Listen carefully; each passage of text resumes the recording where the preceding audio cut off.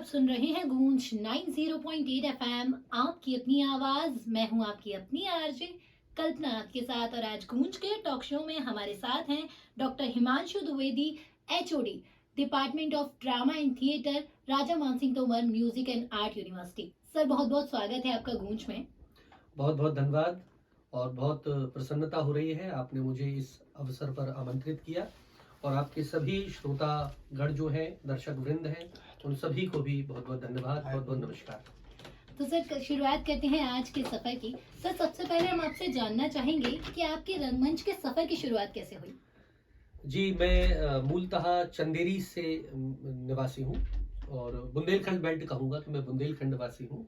और मेरी स्कूलिंग जो हुई है, मेरी मम्मी और पापा चंदेरी में थे, दोनों गवर्नमेंट एम्प्लॉय, और वहाँ पर मैंने अपनी प्रारंभिक शिक्षा ग्रहण की। उसके बाद फिर रंगमंच में रुचि हुई, तो मैंने अपनी रंगमंच की प्रारंभिक शिक्षा भोपाल से स्वर्गीय विभा मिश्रा मैडम के साथ काम किया, वहाँ पर शुरुआत की।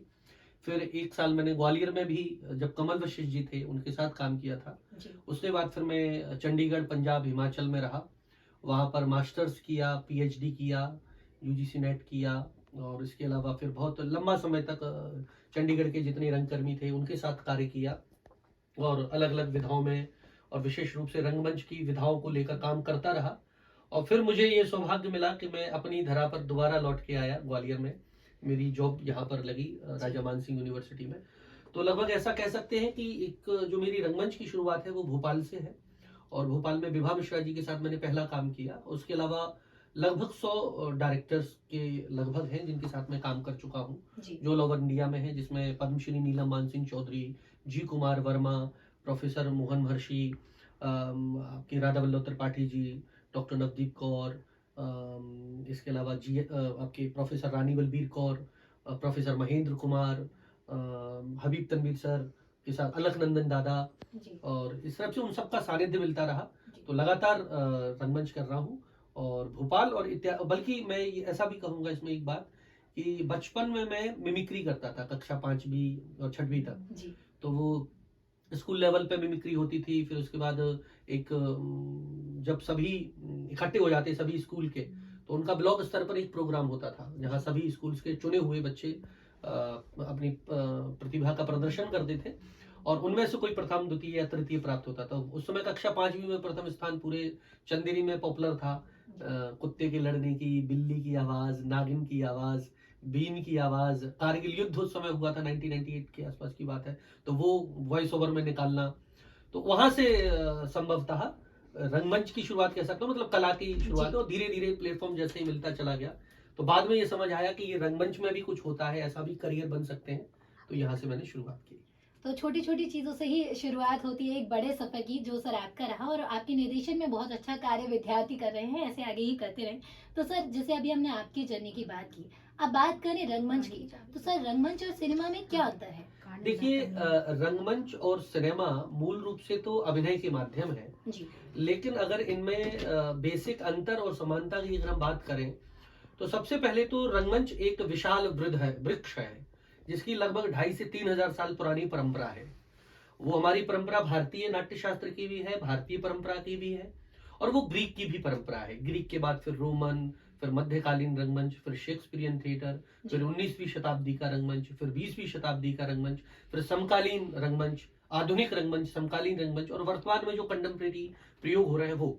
उसी तरह से भारतीय परंपरा में नाट्यशास्त्र, लोक का, फिर आधुनिक रंगमंच, फिर आधुनिक में बहुत सारे वेस्ट का थिएटर, इसके अलावा हमारा इप्टा, पारसी, और जो विभिन्न प्रकार के रंगमंडल, उनका एक लंबी परंपरा है। तो परंपरा रंगमंच की बहुत है, एक विस्तृत परंपरा है, जिसको मैं कहूं एक विशाल बरगद का वृक्ष है। जबकि सिनेमा मात्र एक 100 साल पुरानी परंपरा है। अभी 1912-13 इसमें इसकी शुरुआत हुई भारत में, और उससे कुछ साल पहले, लगभग 17-18 साल पहले पूरे विश्व में उसकी शुरुआत होती है। तो सिनेमा बहुत नई विधा है, लेकिन बहुत तकनीकी और चकाचौंध की विधा है, और इसने 100 साल में ही अपने आप का ग्लैमर और अपने आप को इतना विस्थापित कर लिया है कि इसमें बहुत आकर्षण है, लोग इसके पीछे लालायित रहते हैं। रंगमंच की एक खासियत है कि इसका आकर्षण कम नहीं है, लेकिन इसकी जो वैल्यू है, इसका जो धरातलीय पक्ष है, वो बहुत स्थिर है। कभी हमेशा रंगमंच में परिवर्तन आते रहे हैं, स्वरूप बदलता रहे, लेकिन रंगमंच अपनी जड़ों से हिला नहीं। आज भी रंगमंच उतना ही प्रासंगिक है जितना आज से 2500 साल पहले था। दूसरा मुझे पॉइंट ये लगता है कि रंगमंच का जो निर्माण होता है वो एक प्रोसेस में निर्माण होता है। वो जब आप तैयारी 3 महीने करें कैसे भी कर लें, लेकिन जब आप मंच पर अभिनय कर रहे हैं और कोई गलती हो गई तो आप उसको अगले ही प्रदर्शन में सुधार पाएंगे या नाटक के बाद ही सुधार पाएंगे, उससे दौरान नहीं सुधार पाएंगे। जबकि फिल्म का जो निर्माण है वो कट कट के ही होता है। मतलब आपने कोई गलती की तो उसके बाद दोबारा उसको रीटेक कर लीजिए, दोबारा उसको सुधार लीजिए। यहां तक कि सिनेमा तो गलतियों की इतनी सुधार कर सकता है, जैसे एक उदाहरण देता हूं आपको, मुगले आजम फिल्म थी तो वो आधी रंगीन शूट हुई और आधी ब्लैक एंड व्हाइट शूट हुई। तो वो जो चीजें रंगीन रह गई थी उसको बनने के इतने साल बाद दोबारा से रंगीन बना दिया गया।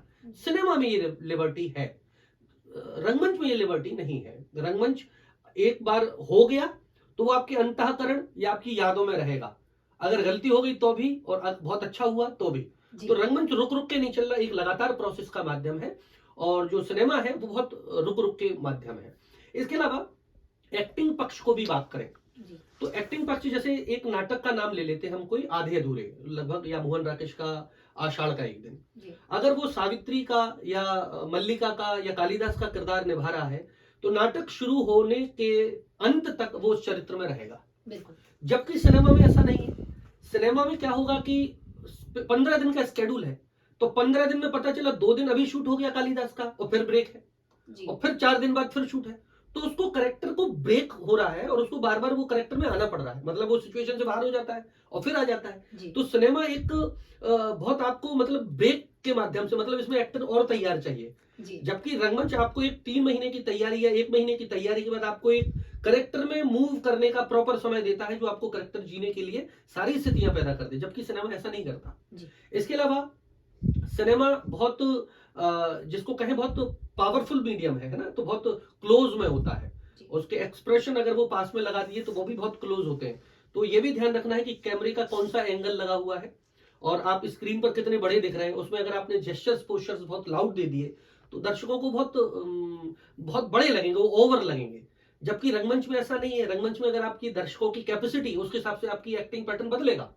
200 अगर दर्शक है तो आप लाइट रखेंगे, अगर वही दर्शकों की संख्या 5000 है तो स्वाभाविक है आपके एक्सप्रेशन, आपके जेस्चर्स पोस्चर वो सब लाउड हो जाएंगे। तो चाहे, और इसी तरह से संगीत है, इसी तरह से म्यूजिक है, उससे जुड़ी जितनी चीजें हैं वो रंगमंच और सिनेमा दोनों में है दोनों एक दूसरे के पूरक। लेकिन मैं ऐसा कह सकता हूँ, एक माँ है, एक उसका एक बहुत सुंदर सा बच्चा है और वो इतना सुंदर बच्चा है कि उसने अपने आप को बहुत जल्दी स्थापित कर लिया, बहुत पॉपुलर हो गया। तो ऐसा मुझे लगता है। काफी प्राचीन परंपरा रंगमंच की हमारे क्षेत्र में रही है और देश में काफी पॉपुलर भी है। रंगमंच भी अपनी एक अलग पहचान रखता है। तो सर अभी हमने बात की रंगमंच और सिनेमा की, बस सर वो एक्चुअली क्या है, अर्जेंट है, वो मौसा जी नीचे खड़े हैं, उनको कार बैक करनी थी। मैं पहले ही कह रहा था, मैंने पूछा भी था किससे। सर वो एक्चुअली 5:30 का टाइम है उनका। कोई दिक्कत मैं अभी चाबी वापस हाँ, कर रही हूं। प्लीज आराम से। थोड़ी पुरानी कार है, नई गाड़ी की झांसी में रखी है। कोई इशू नहीं। तो सर सबसे पहले एक्टिंग का नाम हम जब सुनते हैं तो एक ही चीज ध्यान में आती है, सिनेमा की एक्टिंग। लेकिन जब हम बात करते हैं रंगमंच की तो उस क्षेत्र में, मतलब रंगमंच के क्षेत्र में क्या, एक बार रिपीट आउट करो ये क्वेश्चन। ठीक है, आउट ऑफ फोकस हो रहा है। सर एक्टिंग का नाम जब हम सुनते हैं तो सबसे पहले सिनेमा की एक्टिंग ध्यान में आती है। तो जैसा कि अभी आपने कहा कि रंगमंच जड़ है, तो इस क्षेत्र में क्या आगे संभावनाएं हैं और क्या आगे चुनौतियां हैं रंगमंच के क्षेत्र में? जी बहुत अच्छा सवाल है आपका कल्पना जी। वास्तव में अगर कहें तो बहुत भ्रांति है और बहुत लोगों की जानकारी का अभाव है जो ये सोचते हैं कि थिएटर में करियर नहीं है, जॉब नहीं है, इसलिए वो लोग सीधे ही अपनी कोई डिग्री या कोर्स करके मुंबई चले जाते हैं और स्ट्रगल करते हैं। वो एक रास्ता है और वो भी एक माध्यम है, उसको मैं डिनाई नहीं करता। लेकिन थिएटर में भी उतने ही अपॉर्चुनिटीज, उतनी ही संभावनाएं हैं जितनी अन्य विधाओं में है, चाहे वो मेडिकल हो, चाहे वो इंजीनियरिंग हो या अन्य विधा। उनकी थोड़ी सी जानकारी, हाँ, उनकी तुलना में थोड़ी मेहनत और थोड़ा धैर्य की आवश्यकता जरूर पड़ती है जी। मैं इसको 2 धाराओं में बांट के आपको समझाने की कोशिश करता हूं अपने दर्शकों को, जो विद्यार्थी जुड़े हुए हैं, जो ये जानना चाहते हैं कि रंगमंच में हम कैसे करियर बना सकते हैं। पहले हम गवर्नमेंट सेक्टर में डिवाइड करते हैं जी। तो आप देखिए वर्तमान में कम से कम 15 यूनिवर्सिटीज के नाम मैं जानता हूं जहां पर ड्रामा डिपार्टमेंट है जी। इसके अलावा ज्यादा भी हैं, प्राइवेट यूनिवर्सिटीज हैं। उन सब में professor, associate professor, assistant professor, program officer, director, इन सब की पोस्ट है। तो वहां पर आप जॉब ले सकते हैं। दूसरा संगीत नाटक अकादमी, एक केंद्रीय संगीत नाटक अकादमी, उसके बाद स्टेट की संगीत नाटक अकादमी, उत्तर प्रदेश संगीत नाटक अकादमी, बिहार संगीत नाटक अकादमी या अन्य जगह, या हमारे मध्य प्रदेश में संस्कृति संचालनालय है उसमें, या जनजाति संग्रहालय है, या कल्चरल डिपार्टमेंट्स है, उन सब में director, regional director, programme officer, coordinator, इन सब की पोस्ट होती है।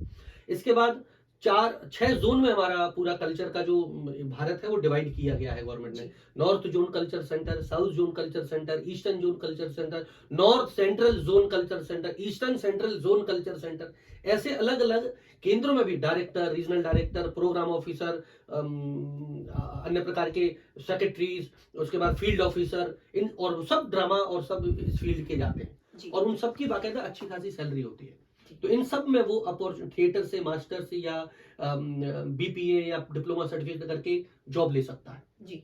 इसके बाद और सब ड्रामा का ही काम है, कोई अलग से काम नहीं है, सब थिएटर और परफॉर्मेंस, प्रोग्राम, कोऑर्डिनेशन, इनका काम है जी। इसके अलावा अगर आप कहें तो ये इन सब के बाद कुछ केंद्र होते हैं, जैसे जवाहर कला केंद्र है, या टैगोर थिएटर सोसाइटी है, या टैगोर कला केंद्र है, या सिरी फोर्ट ऑडिटोरियम्स है, या मंडी हाउस में कुछ श्री राम सेंटर्स है। इन सब में भी इसी तरह से डायरेक्टर या ऑडिटोरियम का कोऑर्डिनेटर, या लाइट का है तो लाइट डायरेक्टर, लाइट कोऑर्डिनेटर, सबकी पोस्ट है। तो थिएटर में बहुत कुछ है, बस उस हिसाब से आपको पहुंचना पड़ेगा।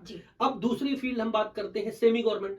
तो जैसी बहुत सारी यूनिवर्सिटीज है जी, तो बहुत सारी, जैसे चंडीगढ़ यूनिवर्सिटी है, चितकारा यूनिवर्सिटी है, लवली प्रोफेशनल यूनिवर्सिटी है, या हमारे अन्य बहुत सारी यूनिवर्सिटीज हैं, उन सब में भी कल्चरल डिपार्टमेंट का एक कल्चरल कोऑर्डिनेटर होता है जो यूथ फेस्टिवल और इत्यादि कोऑर्डिनेट करता है। उसका काम सिर्फ नाटक नहीं रहेगा, लेकिन नाटक के साथ अन्य विधाओं को भी कोऑर्डिनेट करेगा।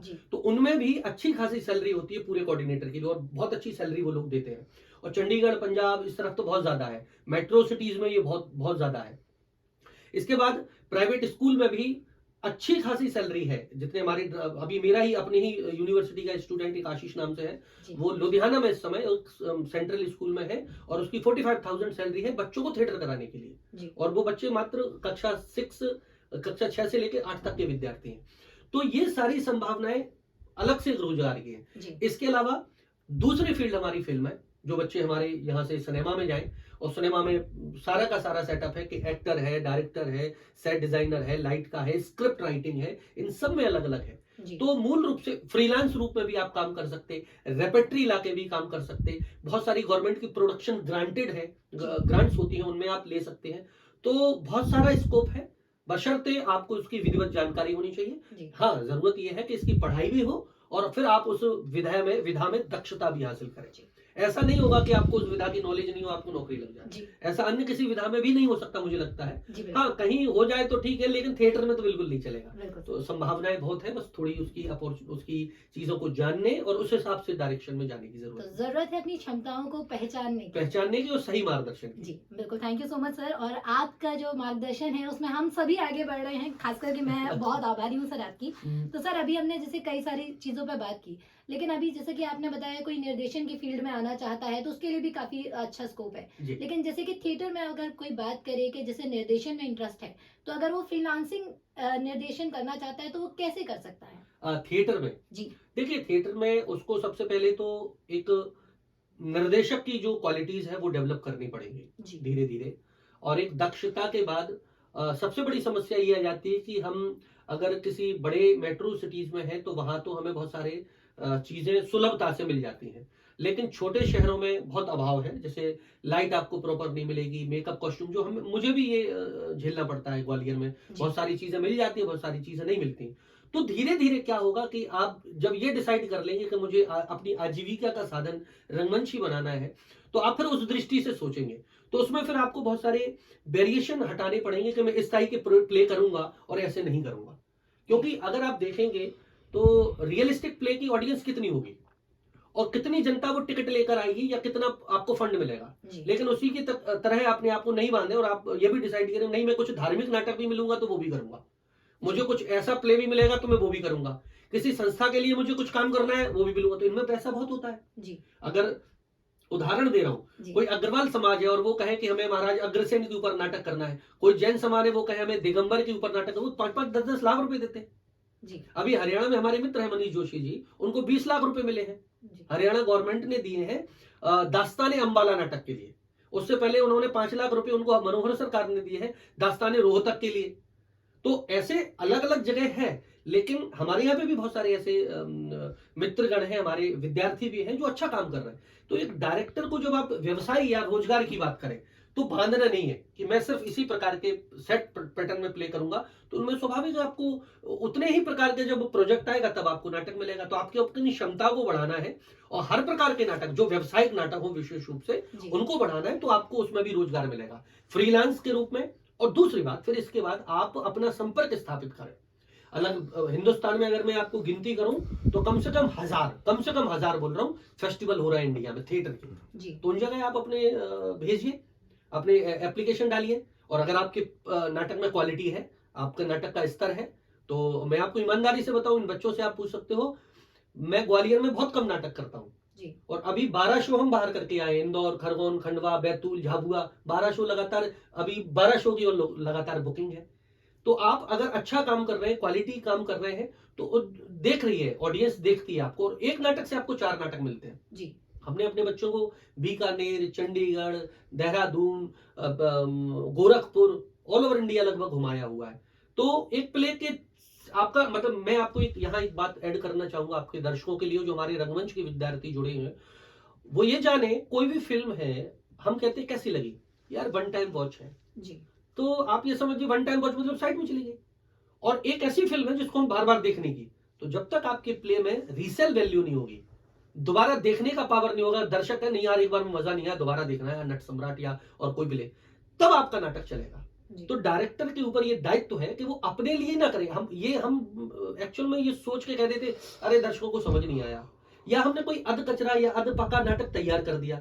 देखिए, एक गंदा नाटक या अध कचरा नाटक करना मेरे हिसाब से तो क्राइम है जी। क्योंकि उससे आप एक 10 दर्शक काट देते हो। जिसने पहली बार कभी ड्रामा देखा होगा वो कहेगा नाटक ऐसा होता मैं नहीं जाऊंगा। क्यों, कौन समय, आप ईमानदारी से सोचिए, आपके घर में इतनी बड़ी स्क्रीन पर चैनल बदलते हुए मनोरंजन की चीजें आ रही हैं। एक तरफ कॉमेडी नाइट विद कपिल चल रहा है, एक तरफ आपका कोई वीडियो चल रहा है, एक तरफ क्रिकेट चल रहा है। वो इतना समय निकाल के क्यों जाएगा? बिल्कुल इसलिए जाएगा कि उसको एंटरटेनमेंट भी मिले, उसके साथ इंफॉर्मेशन भी मिले, और वो लगे कि हाँ मैंने कुछ पाया, मतलब वैचारिक स्तर पर भी पाया और मनोरंजन के स्तर पर भी पाया और आत्मीय सुख मिला। जब ये 3 गुण होंगे उस नाटक में तो वो बार बार देखने जाएगा। एक अच्छा नाटक 10 दर्शक बनाता है, एक गंदा नाटक 10 दर्शक खराब कर देता है। तो आपके नाटक में रीसेल वैल्यू अगर होगी तो ये डायरेक्टर का मेन काम मुझे लगता है। तो जरूर एक तो दर्शक वर्ग भी बढ़ेगा और आपका व्यवसायिक स्तर भी बढ़ जाएगा। तो ये आप पे डिपेंड करता है कि आप किस तरीके का नाटक जनता के सामने रखते हैं, ये सबसे ज्यादा महत्वपूर्ण है। तो सर, जैसे कि अभी हम निर्देशन पे बात कर रहे हैं, तो बात करें निर्देशक की। एक निर्देशक में क्या क्या गुण होने चाहिए अच्छा नाटक बनाने के लिए? देखिए, बहुत महत्वपूर्ण सवाल है। इधर तो एक निर्देशक में तो बहुत गुण होने चाहिए जी। यहाँ एक हमारे रंगमंच के बहुत बड़े सिद्धांतकार है मेयर होल्ड, आपने भी पढ़ा है क्योंकि आप रंगमंच की ही विद्यार्थी रही हैं। तो मेयर होल्ड कहते हैं एक निर्देशक को सिलाई, कढ़ाई, बुनाई, कारपेंटिंग, इसके अलावा लाइटिंग, सेट, कॉस्ट्यूम, मेकअप और जितनी चीजें होती हैं इस संसार में लगभग उन सब की जानकारी उन्हें कम आना चाहिए जी। क्योंकि किस समय क्या गुण फंस जाए कोई गारंटी नहीं। दूसरा, क्योंकि डायरेक्टर को एक पूरे प्ले को एक फॉर्मेट में देखना है, तो वो अपने नाटक को तभी विजुलाइज कर पाएगा कि मुझे इसमें लाइट कैसी चाहिए, मेरी कॉस्ट्यूम का डिजाइन क्या होगा। भले वो उसमें महारत ना हो, विशेषज्ञता ना हो, लेकिन उसको उसकी नॉलेज हो, तो वो जान पाएगा कि मुझे कैसे करवाना है और कैसे मेरा प्रोडक्ट क्या है। क्योंकि जब तक उसको यही पता नहीं चलेगा कि मुझे क्या चाहिए, तो वो दर्शकों को और अपने एक्टर्स को सेटिस्फाइड नहीं कर पाएगा कि उसकी क्या डिमांड है। अब दर्शक कंफ्यूज है, एक्टर कंफ्यूज है, और डायरेक्टर को भी विजन क्लियर नहीं है कि वो क्या डिमांड कर रहा है अपने एक्टर से, तो एक्टर भी कंफ्यूज होगा। तो एक्चुअली उसको सारी विधाओं का तो ज्ञान होना चाहिए, नॉलेज होना चाहिए, पहली चीज। दूसरा, उसके अंदर एक टीम क्वालिटी होना चाहिए, क्योंकि देखिए सबसे मुश्किल काम है अपनी टीम को संभालना। चाहे वो प्राइवेट ग्रुप हो, चाहे हमारा यूनिवर्सिटी का डिपार्टमेंट हो या अन्य हो, 5 उंगलियां एक सी नहीं होगी। कोई बच्चा बहुत सिंसियर होगा, कोई बहुत विनम्र होगा, कोई चंचल होगा, और ये बाल स्वभाव है। तो लेकिन आपको कभी डांट के, कभी प्यार से, कभी संस्कार से, कभी लेकर उनको चलना है। क्योंकि कई बार जो चंचल बच्चा है, पता चला वो बहुत अच्छा एक्टर है, लेकिन वो फितरतों से अपनी एक्टिंग खराब कर लेता है, तो उसको भी संभालना है। और एक सीधा है, लेकिन वो इतना सीधा पड़ जाता है कई बार कि वो अपने कैरेक्टर्स को नहीं बिल्डअप कर पा रहा है। तो दोनों चीजों में कहाँ उसको पुश करना है और कहाँ किसी चीज को कम करना है, दोनों ही गुण हो। इसके अलावा सूत्र में चूंकि वो प्रो था, तो एक डायरेक्टर जो है वो एक एक्टर भी हो, एक म्यूजिशियन भी हो, एक जो रंगमंच से संबंधित विधाएं हैं वो समस्त उन विधाओं का अगर वो ज्ञान रखे, तो स्वाभाविक है वो एक नाटक जो है वो प्रोडक्टिविटी में बहुत प्यारा निकाल के लाएगा। और उसको यहां तक कि मैं आज के सब्जेक्ट में ऐड करता हूं, उसको मैनेजमेंट का भी ध्यान हो। नाटक बना लिया, लेकिन नाटक बेचना कैसे है, नाटक की रीसेल वैल्यू क्या होगी, अगर उसको भी नहीं है तो नाटक बना के बस अपनी एक परफॉर्मेंस के बाद वो सड़ जाएगा। जबकि जितने नाटक के शोज होंगे उतने नाटक से वो नाटक निखरता है। पहला शो तो उसका एक आप ऐसा समझिए कि जन्म हुआ है, अलग जितने उसके शोज होंगे तब वो निखरता है, अलग अलग उसमें चीजें निकलती हैं, कमियां जो होती हैं उनको दूर करेगा। और एक डायरेक्टर को एक बार नाटक बनाने के बाद छोड़ नहीं देना है, जितने शो होंगे हर बार उसमें कुछ ना कुछ अपना इनपुट देता रहे, जिससे और वो निखरता रहे। तो एक डायरेक्टर का बहुत महत्वपूर्ण काम होता है, और ये सारी क्वालिटी और इसके अलावा भी बहुत सारी क्वालिटीज है। तो बदलाव के साथ साथ हर प्रदर्शन में कुछ नया होता कुछ नया ऐड करते हैं। और साथ ही डायरेक्टर एक माला में मोती जब हम पिरोते हैं ना, तो सॉरी माफ कीजिएगा, तो जैसे ही हम माला पिरोते हैं तो धागे का जो काम होता है वही काम एक डायरेक्टर का होता है, जो अपने सारे स्टूडेंट्स को एक संभाल के सूत्र में लगा देता है, सूत्र में पिरो देता है। Thank you so much sir. तो सर जैसे कि अभी बात आती है रंगमंच में व्यक्तित्व की, लोग कहते हैं कि रंगमंच से आपका व्यक्तित्व निखरता है, आप कई सारी चीजें नई सीखते हैं, तो सर इसे आप कितना सही मानते हैं? नहीं, पूर्ण रूप से सही है। देखिए कि रंगमंच जो है वो वास्तव में किसकी कला है? प्रदर्शन की कला है जी। संगीत श्रुति परंपरा की कला है, सुनने की कला है जी। चित्र देखने की कला है, रंगमंच करने की कला है। तो हम एक बहुत प्यारी लोकोक्ति है कि मैंने पढ़ा मैं भूल गया जी, मैंने सुना मुझे याद रहा, और मैंने देखा मैं समझ गया। जी बिल्कुल। तो रंगमंच देखने की कला है, इसमें डायलॉग्स भी होते हैं, इसमें म्यूजिक भी होता है, इसमें एक्सप्रेशन भी होते हैं। तो आपने कोई गाना सुना होगा, कुछ समय याद रहा होगा, लेकिन आपको कोई फिल्म या किसी नाटक का दृश्य आज भी याद होगा, आपने चाहे 15 साल पहले देखा होगा। तो नाटक इतना गहरा असर करता है। तो अगर एक विधा इतनी पावरफुल है तो वो आदमी पर असर नहीं करती, आदमी के पूरे व्यक्तित्व पर असर कर देती है जी। रंगमंच की जो ट्रेनिंग है, या मैं नहीं कहता कि सारे रंगकर्मी बने, लेकिन अगर उसकी ट्रेनिंग का पार्ट रहते हैं तो हम 3 टूल पे काम करते हैं। अगर बेसिक कंसेप्ट में बात करें तो बॉडी, वॉइस और माइंड। बॉडी मतलब उसका शरीर। अब शरीर से अभिप्राय में सलमान खान या शाहरुख खान की बॉडी नहीं बनानी है, शरीर से अभिप्राय उसकी फ्लेक्सिबिलिटी, उसका बॉडी पर कंट्रोल कितना है, हम लोग वो चलता कैसे है। सबसे पहले हम अपनी बॉडी को अगर नहीं जानेंगे तो वास्तव में कैसे समझ पाएंगे कि मैं चलता कैसे हूँ, मेरा लुक क्या है, मेरा प्रोफाइल क्या है। और आप जब मॉडलिंग करते हैं तो सबसे पहले आपको चलना बोलना ये सब सिखाते हैं। दूसरा बोलने की कला। आप देखेंगे आप बहुत प्यारा बोलती हैं, इसलिए आप FM में है और बहुत अच्छा कर रही है, आपकी एक ऑडियंस बढ़ रही है। लेकिन अगर आपके यही अल्फाज खराब हो, आपका उच्चारण गलत हो, तो दर्शक कहेगा कुछ चुभ रहा है। वो सिर्फ ऐसा ही रहेगा जैसे बहुत प्यारी दाल है लेकिन उसमें कंकड़ आ गया, है ना। तो आज 90% आप देखिए बहुत सारे लोग अशुद्ध बोलते हैं, हिंदी प्रॉपर नहीं बोलते, अंग्रेजी नहीं आती और बुंदेली भी नहीं आती। हम तो कहते हैं किसी भी भाषा में आए लेकिन शुद्धता। तो रंगमंच भाषा पे काम करता है। आप कोई भी नाटक करेंगे, जिस भी भाषा में करेंगे, उस भाषा का उच्चारण आपको सिखाया जाएगा, अल्फाजों की प्रैक्टिस कराई जाएगी, शुद्ध उच्चारण आपको सिखाया जाएगा, कैसे उतार चढ़ाव करना है वो भी आपको बताया जाएगा। तो बातचीत की ट्रेनिंग हो गई। तीसरा माइंड का अभिप्राय है लिटरेचर, कि हम जो विधा में काम कर रहे हैं वो कितना पढ़ते हैं, उसके बारे में हम कितना जानते हैं। फॉर एग्जाम्पल आप डॉक्टर का किरदार कर रहे हैं तो सिर्फ आला लगा लेना या कोट पहनने से डॉक्टर नहीं बनेगा। बिल्कुल। डॉक्टर क्या सोचता है, उसके अनकॉन्शियस माइंड में क्या चल रहा है, कॉन्शियस माइंड में क्या चल रहा है, सबकॉन्शियस माइंड में क्या है। जब इसकी स्टडी करते हैं तो आप दिमाग को भी पढ़ रहे हैं। अब अगले दिन आपको किसी नेता का किरदार करना है तो आप नेता के साइकोलॉजिकल पावर को समझ रहे हैं। अगले दिन आपको फिर एक इंजीनियर का किरदार करना है। तो जितने जितने आपके किरदार बदलते जाएंगे उतने उतने ढंग से आप जीवन को जीवंत करते चले जाते हैं। तो आंगिक के द्वारा, वाचिक के द्वारा, आहार के द्वारा और सात्विकता के द्वारा आप अभिनय को पहचानते हैं। अब यहां पर मैं दूसरे ढंग से समझाता हूं, नाट्य शास्त्र की भाषा में, जो 4 प्रकार से एक्टर्स की ट्रेनिंग की बात करता है। आंगिक, वाचिक, आहार और सात्विक। आंगिक मतलब बॉडी, वाचिक मतलब वॉइस, और आहार मतलब कॉस्ट्यूम, और सात्विक मतलब इंटरनल ट्रुथ।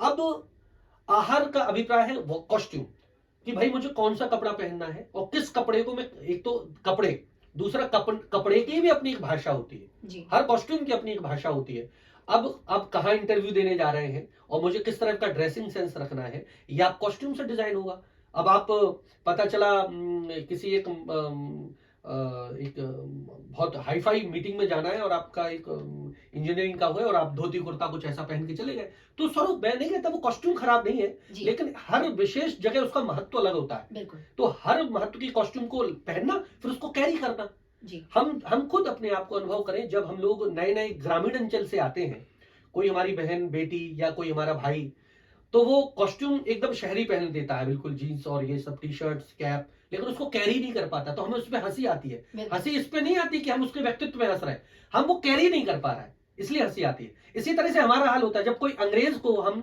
धोती या साड़ी पहने देखते हैं वृंदावन जाइए आप और वृंदावन में जो इस्कॉन टेम्पल है अंग्रेज मंदिर है उसमें जो स्त्रियां हैं वो साड़ी पहने घूमती है तो कुछ तो बड़ी अच्छी लगती है जो कैरी कर रही होती है जो नहीं कर पाती तो हास्य का पात्र बनती है या हमें ठीक नहीं लगता एक अलग से लुक आता है तो आप देखेंगे कि शरीर की अपनी एक भाषा होती है वस्त्र की अपनी एक भाषा होती है संवादों की अपनी एक भाषा होती है और हमारी स्वयं की सात्विकता की एक भाषा होती है तो रंगमंच आपको ओवरऑल पर्सपेक्टिव में संपूर्ण व्यक्तित्व के रूप से तैयार करता है तो रंगमंच की ट्रेनिंग बचपन से जरूरी है हर व्यक्ति के लिए जरूर भले बच्चों विश्व में बाद में रंगमंच करे या ना करे दूसरा एक और महत्वपूर्ण बात खत्म करने से पहले कि रंगमंच जब आप देखते हैं ना बार बार किरदारों को जीते हैं तो रंगमंच आप देखिए एक फ्रंट पर्सपेक्टिव है आप सामने से कैसे दिख रहे हैं जी मेरा व्यू अलग है लेफ्ट एंड राइट से मेरा आपका व्यू और पर्सपेक्टिव अलग होगा तो स्वभाव अलग है टॉप एंगल से व्यू अलग होगा रंगमंच आपको सारे एंगल से दिखाता है कि आदमी क्या है जी तो जब ये देखते हो तो आप नेगेटिव नहीं होते पॉजिटिव होते हैं आपकी अप्रोच बदल जाती है सामने वाले को किसी ने आपने बुराई की आप कहेंगे ठीक है उसने कहा है मैं तो देखूं आखिर क्या है तो जब आपकी अप्रोच बदलती है ना उसको अलग अलग ढंग से देखते हैं तो आप उसके संपूर्ण व्यक्तित्व की जानकारी पहले खुद की करेंगे फिर सामने वाले की करेंगे तो जीवन के प्रति आपका जो रवैया है वो सकारात्मक हो जाता है बहुत पॉजिटिव हो जाता है तो रंगमंच की काफी अलग ही खूबियां हैं जो एक व्यक्ति को पूरे व्यक्तित्व विकास एक व्यक्ति का करती है तो सर अभी हमने बात की रंगमंच की तो जैसे ही हम किसी भी विधा से बात करें तो सबसे पहले वॉइस की बात आती है जहाँ पे हमें वॉइस का हर फील्ड में बहुत महत्व है चाहे आप किसी भी फील्ड में चाहें तो सर कोई ऐसी एक्सरसाइज जिसे लिसनर्स घर बैठ के कर सके बहुत छोटी छोटी प्यारी एक्सरसाइजेज हैं जैसे सुबह उठ के हमेशा ओम का उच्चारण करना चाहिए आ ऊ और माँ तीनों को बराबर और बहुत आजकल सरल है तकनीकी माध्यम है जी तो YouTube पर इलेक्ट्रॉनिक तानपुरा C# डाल दें उसका वो एक पैटर्न आ जाएगा जी और उस साउंड के साथ आप मिलाएं अपनी आवाज को और ओम का उच्चारण करें इसके अलावा फिर बा बा बा बा बा बा बा बा मा मा मा मा मा मा मा मा पा पा पा जितने शब्द हैं अल्फाज जो आपके हैं जी अल्फाबेट्स में उनका उच्चारण करें और अखबार को बिना किसी फील के साथ पढ़े मतलब उसमें कोई इमोशन नहीं होना चाहिए फ्लैट आज कहाँ पर जा रहे हो शब्दों का आर्टिकुलेशन प्रॉपर करें आर्टिकुलेट करें उनको कभी कभी पेंसिल को दबाकर भी शब्दों को बोले आप देखिए मा पा ये शब्द बिना होठ को जोड़ के बोलिए नहीं बोलेंगे है ना तो आपको प्रैक्टिस ऐसे लेकिन कई लोग अपने जैसे राजा और रेंचो या वो जो मपिट साथ में हैंड पपिट जो धारण करता है वो होंठ नहीं हिलते और वो शब्द निकलते हैं तो कंट्रोल तो हमें क्या है अपने पूरे तालु जो जबड़ा सिस्टम उस पर कंट्रोल करना है और वो धीरे धीरे प्रैक्टिस से आ जाता है रंगमंच की एक और खासियत है हकलाना एक बीमारी है जी मेरे मित्र हैं एक थिएटर के हैं और जब दैनिक जीवन में बात करते तो हकलाते हैं लेकिन जो मंच पर संवाद बोलते थे एक भी डायलॉग में उनका हकलापन नहीं आता है तो ये आप थिएटर से दूर कर सकते हैं धीरे धीरे तो संवादों की प्रैक्टिस इसके अलावा रीजनल डायलेक्ट बहुत आता है हम लोगों में जैसे हम बुंदेलखंड के हैं तो किते जा रहे या जा जा है ना फा फा है ना बा वा इन शब्दों में उच्चारण कर सा शब्द बहुत गलत होता है बल्कि नुक्ता लगता है कभी हम भी जब भावाविश्व में जाते तो मेरे भी नहीं लगते लेकिन जब हम कॉन्शियस माइंड में रहते हैं तो गलती नहीं होती है तो इन शब्दों की जो उच्चारण है वो प्रॉपर आप करते रहें अखबार को करते रहें ओम का उच्चारण धीरे धीरे ये चीजें आपकी साफ होना शुरू हो जाएगी घर बैठ के आप लोग आराम से कर सकते हैं thank you so much sir इतनी अच्छी जानकारी हमारे लिसनर्स के साथ शेयर करने के लिए तो सर हमने आपसे बहुत सारी बात की कई सारी नई चीज़ों को जाना और साथ ही कई सारी चीज़ों को घर बैठ के करने का भी अनुभव आपसे प्राप्त किया तो सर अभी हमने कई सारी बातें की विभिन्न क्षेत्रों पर प्रकाश डाला सर अब आप जाते जाते ग्वालियर वासियों को क्या कहना चाहेंगे? सबसे पहले मैं आपका बहुत धन्यवाद दूंगा कि आपने इतने अच्छे कार्यक्रम में मुझे आमंत्रित किया, और ग्वालियर अंचल के लिए आपका कम्युनिटी रेडियो बहुत अद्भुत काम कर रहा है। और आपके रेडियो के माध्यम से मैं कहूँगा कि ज़्यादा से ज़्यादा रंगमंच का प्रचार प्रसार करें, जी, ज़्यादा से ज़्यादा रंगमंच को फैलाएं, रंगमंच तक आएं, और दर्शकों से भी अनुरोध है कि एक बार नाटक देखने ज़रूर आएं। जी, और मैं इसी के साथ जो हमारे लिसनर्स हैं, जो हमारे श्रोता हैं, वो उनसे भी रिक्वेस्ट करूंगा जो रंगमंच से हैं कि अच्छा नाटक परोसें दर्शकों के बीच, क्योंकि हम रंगमंच को सिर्फ एक कला के रूप में ना देखें, उसको एक रोजगार के रूप में समझें। जी, और रोजगार जब हम किसी भी चीज की बात करते हैं तो उसके लिए हमारी रिस्पॉन्सिबिलिटी बढ़ जाती है। जी, तो मेरा सिर्फ यही उद्देश्य है कि रंगमंच का प्रसार प्रसार हो, रंगमंच देखें, रंगमंच सोचें, और जितने भी आपके दर्शक माता पिता, आपके भाई बहन, आपके दोस्त, आपके चाचा चाची, ननद ताऊ, जितने भी परिवार के लोग हैं, उनसे बहुत विनम्रता पूर्वक प्रार्थना करता हूं कि अपने बच्चे को बचपन में चाहे 6 महीने चाहे साल भर की एक बार थिएटर की ट्रेनिंग जरूर दिलवाएं। जी, निश्चित रूप से आपके बच्चे को वो सकारात्मक अप्रोच पैदा करेगा, और आप उसके पूरी की पूरी पर्सनैलिटी में एक अलग तरह का व्यक्तित्व परिवर्तन देखेंगे, और उससे न केवल आपके बच्चे का विकास होगा बल्कि हमारी कला का भी उत्थान होगा, ऐसी मेरी आशा है। Thank you so much sir. और कला का शहर है ग्वालियर, कला से समृद्ध है हमारा ग्वालियर पूरी तरह से। तो सर और आपको बहुत बहुत शुभकामनाएं उस्ताद बिस्मिल्लाह खां अवार्ड के लिए, और अपना अमूल्य समय गूंज को देने के लिए। Thank you so much sir. बहुत बहुत धन्यवाद कल्पना जी, आपका बहुत बहुत शुक्रिया, आभार आपकी पूरी टीम को, गूंज के पूरे परिवार को। आपने मुझे इस अवसर पर आमंत्रित किया और मुझे इस लायक समझा कि मैं अपनी बातों को आपके दर्शकों के बीच शेयर कर पाऊं। इसके लिए पुनः आपका बहुत बहुत धन्यवाद, बहुत बहुत धन्यवाद, शुक्रिया। बहुत बहुत आभार सर। Thank you.